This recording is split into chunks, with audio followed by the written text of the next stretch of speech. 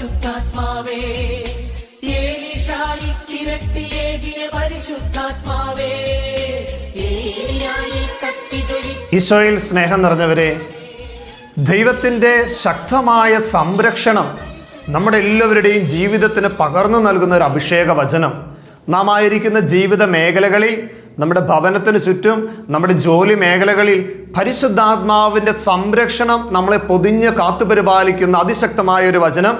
സക്രിയ പ്രവാചകന്റെ പുസ്തകം 9-ാം അധ്യായത്തിൻ്റെ 8-ാം തിരുവചനം. ആരും കയറിയിറങ്ങി നടക്കാതിരിക്കുവാൻ ഞാൻ എൻ്റെ ഭവനത്തിന് ചുറ്റും പാളയമടിച്ച് കാവൽ നിൽക്കും.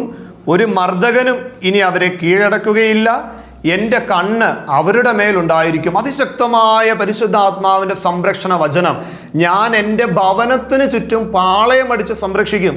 പ്രിയമുള്ളവരെ, പഴയ നിയമ ജനതയെ, ഇസ്രായേൽ സമൂഹത്തെ ഇതാ പാളയമടിച്ച് സംരക്ഷിച്ച ദൈവത്തിൻ്റെ സാന്നിധ്യം പുതിയ നിയമ ജനതയായ നമ്മുടെ ജീവിതത്തിൽ ദൈവത്തിൻ്റെ ഭവനം, അതായത് പരിശുദ്ധാത്മാവ് കുടികൊള്ളുന്ന ആലയം. അപ്പം എൻ്റെ ശരീരം ദൈവത്തിൻ്റെ ഭവനമാണ്. ഞാനാകുന്ന എൻ്റെ ശരീരമാകുന്ന ഭവനത്തിൽ ദൈവത്തിൻ്റെ വലിയ സംരക്ഷണം, പരിശുദ്ധാത്മാവിൻ്റെ സംരക്ഷണം ഉണ്ടാകും.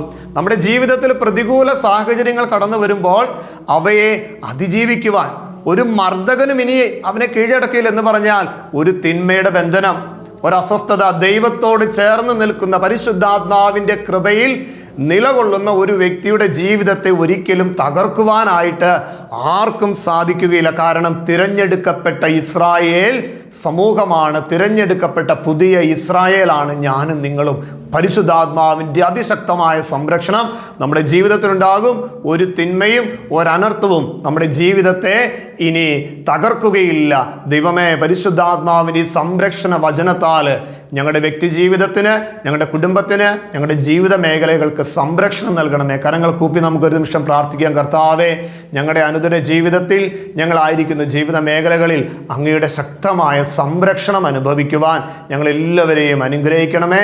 ഒരു തിന്മയും ഞങ്ങളുടെ ജീവിതത്തെ ഒരിക്കലും തകർക്കുവാൻ ഇടവരുത്തരുത്. ദിവ്യകാരുണ്യ ഈശോയെ, അങ്ങയുടെ പൊതിയുന്ന ആശീർവാദ സംരക്ഷണത്താൽ ഞങ്ങളെ കാത്തുപരിപാലിക്കണമേ.